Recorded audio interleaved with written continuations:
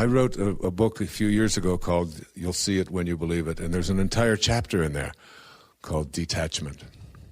And one of the things that Maslow said and taught us is that self-actualizing people are living their life detached from outcome. Detached from outcome. And detached from outcome means that I don't do what I do because of what might show up for me. I'm not motivated by being famous. I'm not motivated by making money. I'm not motivated by other people's approval. I'm motivated by doing what I love and loving what I do, which I'll be talking about in the second principle. And it's the process of doing it and living it and loving it that appeals the most. And it's very difficult in a world which says that you are what you have, and you are what you do, and you are your accomplishments and your achievements and your acquisitions. When you begin to evaluate yourself on the basis of all of these kinds of things, then attracting those kinds of things becomes the almost paramount motivator of our lives. But to shift away from that, to understand what Thoreau wrote about back there in Concord, Massachusetts, at Walden Pond, when he defined success as advancing confidently in the direction of your own dreams and endeavoring to live the life which you have imagined, then you will meet with a success, unexpected in common hours.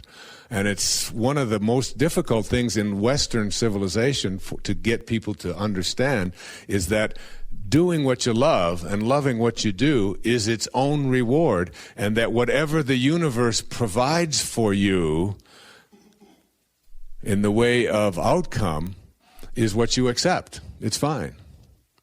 So that what you are motivated by is a sense of peace and fulfillment and awareness that I'm doing what I love and loving what I do.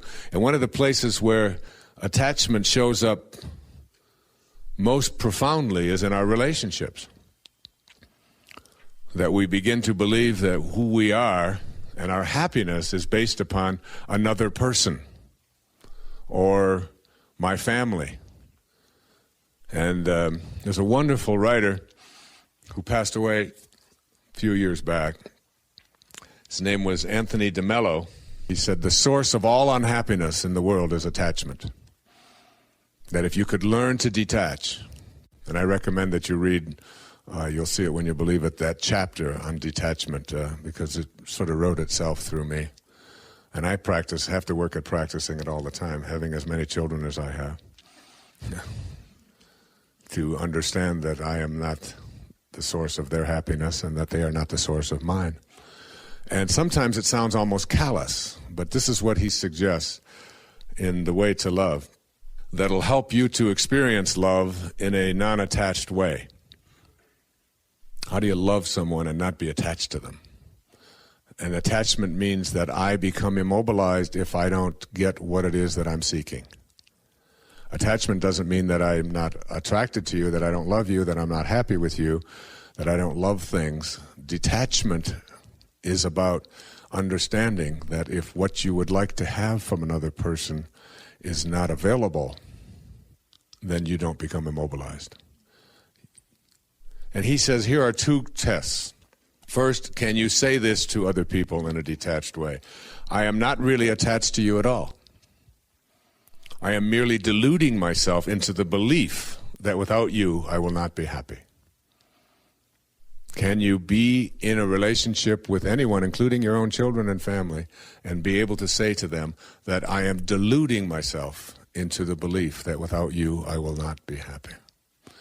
And the second is, this is the toughest one, I think, of all. One that I've met very few people who are in relationships, love relationships, spousal relationships, and so on, who can pass this test. Be able to say to the person you love, I leave you free to be yourself, to think your thoughts, indulge your tastes, follow your inclinations, and behave in ways that you decide are to your liking. You have that freedom, and you have my love in the process. It's a great test, one that I have failed on many occasions in my life, but I'm working on. I haven't failed it so much with my children. Somehow I think the advantage I had in growing up in the way that I did in a series of foster homes until I was almost 10, and being required to go out and earn my way in life, not having someone hand it to me, somehow that gave me the ability to allow my children to be what they needed to be, because I don't think I'd be where I am in my life had someone else handed it to me. And I must say it's one of the great conflicts I've always experienced with my children, is how much do I give of the wonderful abundance that has showed up in my life, and how much do I withhold and allow them to create it for themselves. And I have found that most of the time when I give too much and take over for them and do it for them, that not only do they fall, but I find myself suffering more as well. And that when I allow them to figure out a way to create it for themselves, even if they get a little bit upset about it, that generally speaking, they're more at peace, and so am I.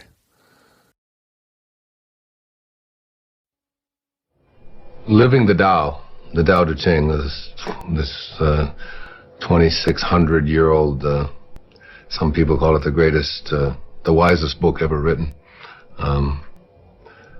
It speaks so much about relationships.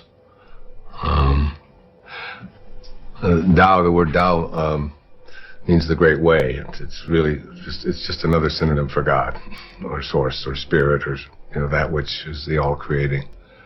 And one of the things that it says that was really helpful to me, probably the most helpful thing in it, was that whenever you have a conflict of any kind, in any relationship, whenever you have a conflict, that the person who is willing to be of Tao, of God, of Source, is the one who will practice forgiveness, or will go to the person that they have a conflict with and bring love to it, instead of the freeze out, instead of the anger, instead of the hatred, instead of the revenge, instead of so many of the things that we do when we have conflicts in our lives. We just don't talk to that person. Like, I'm not talking to that. I'm not talking to him. He's going to call me because I called the last time. But the person who lives the Tao life, the life of a higher consciousness, is the person who says, I end all conflicts on love, which is where we all come from. We come from a source that is love. So for me, that has been just so useful. I have 8 children, and that's been just extraordinarily helpful for me to be in a relationship where I can always be of love, where I can just, and so then you don't even, conflicts become something that are no longer present, because conflict requires two-ness. In order to have a conflict, you have to have two different opinions or whatever.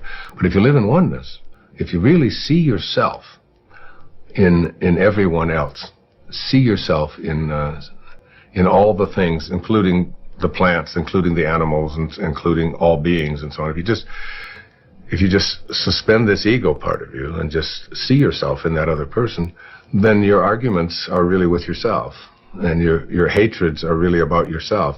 And you begin to really see that I don't have to project anything onto anyone else that isn't what I choose to be. And it's having the curiosity, it's having the willingness to say, this isn't working for me. It's like you get bit by a snake, and you're bit, okay? But the bite doesn't kill you. You're still there. You don't die from a snake bite. You don't die from you don't get hurt from what somebody else does to you. It's the venom that continues to pour through your system after the bite. That's what causes difficulties in relationships and so on. And when you recognize that to be angry, to be full of revenge, I mean, I could bring anybody in this crew in here and do a muscle test with them and ask them a question to hold your arm out, like to hold your arm out like this, and think about somebody who's abandoned you or abused you, who did something that you didn't like, who borrowed money from you and didn't pay it back, who walked out on you, someone that you hate. And just for a moment, hold your arm out as tight as you, as hard as you can. I'm going to put 2 fingers right here and I'm going to push down, and you think about getting revenge. You just think about, even if you don't want to do that, just think the thought of, I'm going to get even with that bastard for what he did or what she did. I'm going to really get even with him. And you push, and that you find out that they have no strength when you think a thought of revenge. There's no strength in there. Kinesiology, it's a very simple test. Then what we just demonstrated here is the power of the thoughts that we have. What a thought of shame, a thought of anger, a thought of revenge, what it does to the muscles of our body.